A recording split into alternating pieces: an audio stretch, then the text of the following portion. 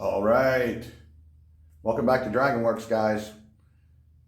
It's the next day, back on the 1984 Kawasaki ZX900. You saw yesterday I got it running for the first time since I rebuilt the carbs. Then what you didn't see was I got it feeding off the tank. So anyway, this is the job. I'll recap in case you're just joining. I had to rebuild the carbs, clean out the tank, put a petcock on, and get the bike actually running. And so I've got that taken care of. Today I got it feeding off of the tank now, and I've been running it and warming it and adjusting the carbs a little bit. So I'm going to crank it up, let you guys see, how it's running, what have you. One thing I did notice, the last time I started it, it sounded like it started kind of slow. So I got the charger on it right now. I got a suspicion that this thing is not charging either. So these are issues that you will find when, a bike this bike got stolen and torn to pieces, and the guy got it back. So he don't know anything really. It hasn't ran since he got it back. So this is the first time it's actually been running. So we're gonna find out all the problems this thing has. I've already noticed a really good oil leak on the other side. But anyway, let me see if this thing's charged enough. And then what I want to do is, while I got it running, I'm going to test it real quick to see if this thing is charging or not. So let's see if she'll fire right back up. Still a little slow. Yeah, they like a lot of power to start. Full battery.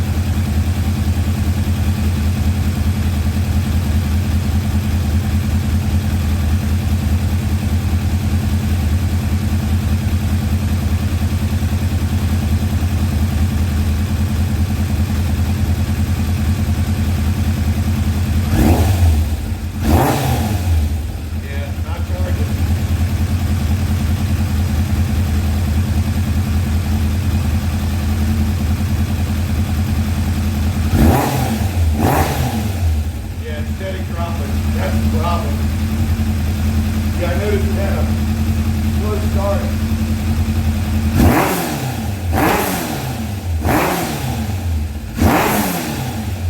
Is that responsive enough?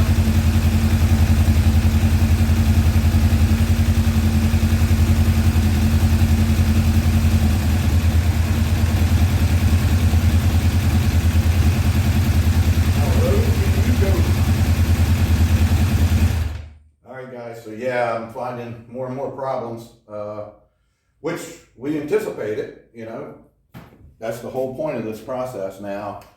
I have to get with the customer and see how far he wants to go, what he wants me to do, and all that. This was, where he wanted to start. It's got a pretty good oil leak on the other side there. I have not ran this thing very much today, and it's got some puddles already, as you guys can see there.